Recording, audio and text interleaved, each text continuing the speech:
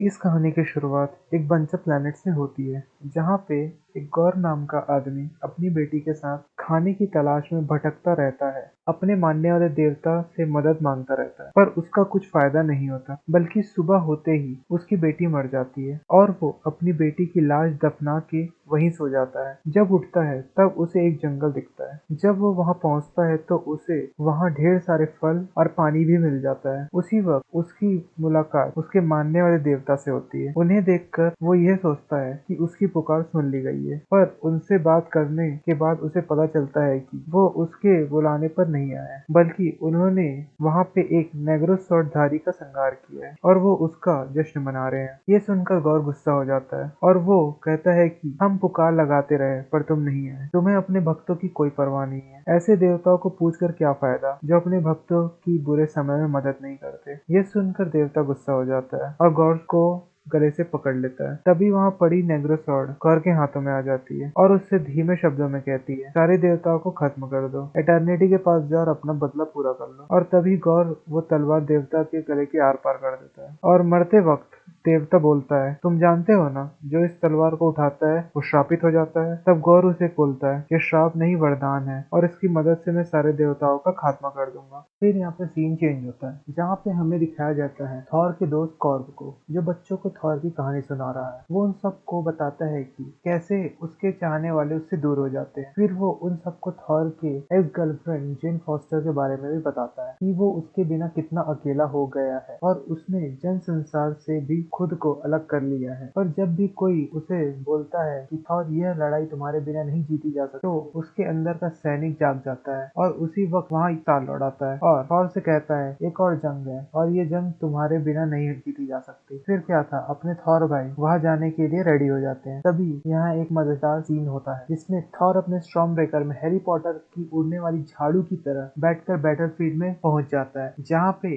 Guardian of the Galaxy की फौज already fight कर रही हो। तभी वहाँ का राजा यक थॉर को बोलता है, इन आतंकियों से अब हमें तुम ही बचा सके हो। फिर क्या था, अपने थॉर भैया स्टॉर्म ब्रेकर उठाते हैं और सबका खात्मा करने लग जाते हैं। इसी बीच जकार्ता का भव्य मंदिर टूट जाता है। उसके बाद सीन शिफ्ट होता है कहानी की मेन फीमेल कैरेक्टर जेन फॉस्टर पे, जिसे इस वक्त 4th स्टेज कैंसर था और थॉर से ब्रेकअप के 8 सालों में वो प्रोफेसर बन चुकी थी। इसी बीच उसका ध्यान वाइकिंग्स की बुक पे जाता है, जिसमें थॉर के पुराने हथियार म्योनिर के बारे में लिखा था, जिसमें शामिल थे strength, speed and good health. Meanwhile यहाँ हम वेलकरी को भी देख पाते हैं, जो आजकल इंसानों के साथ खूब घुल मिल चुकी है। फिर यहाँ पे नेक्स्ट सीन में न्यू एसगार्ड में पिछले थॉर की मूवी रैग्नारॉक का ड्रामा चल रहा था। वहीं पे एक कांच के बाउल में थॉर का टूटा हुआ म्योनिर पड़ा हुआ था। वहाँ जेन पहुंचती है और म्योनिर के टुकड़े हिलने लगते हैं। इधर राजा यक थॉर को 2 बकरी गिफ्ट करते हैं उनकी जान बचाने के बदले में। उसके बाद ये सब गार्डियन ऑफ द गैलेक्सीज के शिप के पास आ जाते हैं। फिर इन्हें पता चलता है कि बहुत सारे सिविलाइजेशन को मदद की जरूरत है। इन सब में थॉर की पुरानी दोस्त शिप भी होती है, तो थॉर सबको वहाँ चलने बोलता है। फिर फुइल कहता है कि बाकी सबको भी मदद की जरूरत है, तो ये मिलकर डिसाइड करते हैं कि वो बाकियों को बचाने जाएंगे और थॉर शिप को बचाने। थॉर और उसका दोस्त श्रॉमबेकर की मदद से शिप के पास पहुंच जाते हैं और उन्हें पता चलता है कि जिसने उन सबको मारा है उसका अगला टारगेट एसगार्ड है। उसके बाद एंट्री होती है कहानी के विलेन गौर की, जो अपनी तलवार की मदद से पूरे शहर को बर्बाद कर रहा होता है। पर उसी वक्त वेलकरी वहाँ पहुंच जाती है और गौर की सेना का खात्मा करने लग जाती है और फिर थॉर भी वहाँ आ जाता है। फिर कुछ टाइम बाद गौर के सिपाही इन सब पर भारी पड़ रहे होते हैं कि उसी टाइम एंट्री होती है माइटी थॉर की, या यूं कहें जेन फॉस्टर की, जो अपने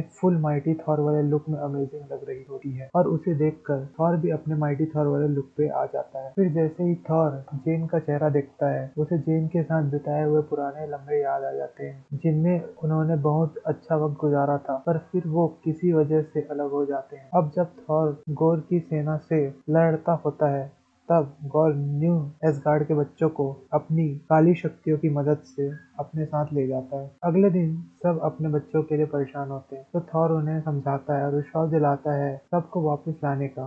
फिर जब थॉर और उसकी टीम नेग्रोसॉर्ड के बारे में बात करते हैं कि तभी वहाँ हेमदल के बेटे वस्त्रत की होलोग्राफिक इमेज आ जाती है। तब थॉर उससे पूछता है, तुम सब कहाँ पर हो? तब वो बताता है कि उसे ये शक्तियाँ अच्छे से यूज करनी नहीं आती। तो थॉर अपनी शक्तियों का यूज करके उनसे बात करता है और उन्हें कहता है कि वो जल्द ही उन्हें बचा लेगा। फिर थॉर अपनी टीम को बताता है कि गोर ने उन्हें स्पेस की सबसे ज्यादा अंधेरी जगह में रखा है, जहाँ गोर की पावर कई गुना ज्यादा होगी। इस कारण इन लोग ताकतवर टीम की तलाश में देवताओं के महल में पहुंच जाते हैं। यहाँ पर हमें कई प्रकार के देवता देखने को मिलते हैं, जैसे मोमो के देवता, पत्थर के देवता, यहाँ तक कि फीलिंग के देवता। और अब इन सब में सबका बाप भी शामिल हो गया था, यानी कि अपना थॉर, तूफान का देवता, हम बोले तो गॉड ऑफ थंडर। फिर सब सभा में पहुंचते हैं, तब वहाँ पे एंट्री होती है देवों के देव जूस की। जब थॉर उन्हें अपनी प्रॉब्लम बताता है तब वो उसका मजाक उड़ाता है और कहता है एसगार्ड की प्रॉब्लम एसगार्ड को मुबारक। अब वो डिसाइड करते हैं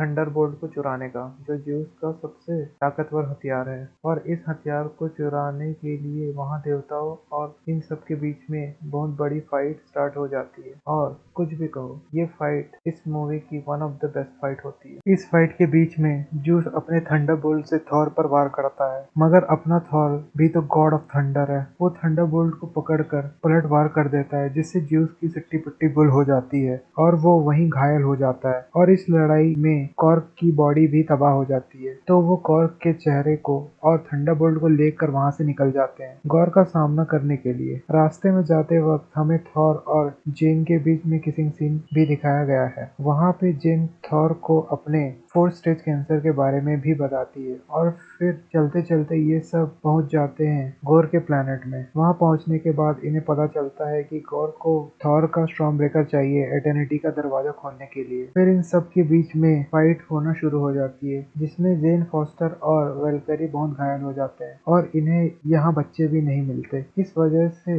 थॉर स्टॉर्म ब्रेकर की मदद से धरती का रास्ता खोलता है, लेकिन वहां पहुंचने से पहले गौर स्टॉर्म ब्रेकर थॉर के हाथ से छीन लेता है। फिर यहाँ धरती पे थॉर को पता चलता है कि म्योनिर जेन को धीरे धीरे मार रहा है, जिस कारण वो जेन को इसका यूज करने के लिए मना करता है। फिर सीन शिफ्ट होता है गौर पर, जहाँ वो स्टॉर्म ब्रेकर की मदद से एटर्निटी का दरवाजा खोलने की कोशिश कर रहा है। और यहाँ इतने में ही थॉर पहुंच जाता है और जूस के थंडरबोल्ट की मदद से बच्चों को थॉर जितना पावर दे देता है और ये सब मिलकर गौर की सेना से लड़ने लग जाते हैं। वहीं पे एटर्निटी का दरवाजा खुलने ही वाला होता है। अगर आपको नहीं पता तो मैं बता दूं, एटर्निटी की मदद से कोई भी इंसान अपनी एक इच्छा पूरी कर सकता है, और अगर गौर को यह मौका मिलता तो वो सारे देवताओं का खात्मा ही मांगता। उसी समय जब थॉर पर गौर हावी हो रहा था, तभी वहाँ जेन फॉस्टर की एंट्री होती है और वो अपने म्योनिर के एक ही वार से नेक्रोसॉर्ड को तोड़ देती है। और ये सब देखकर थॉर निराश हो जाता है और सोचता है कि ये जेन के पास आखिरी मौका था। वो जेन को अपने पास ला कर कहता है सब ठीक हो जाएगा। तभी वहाँ गौर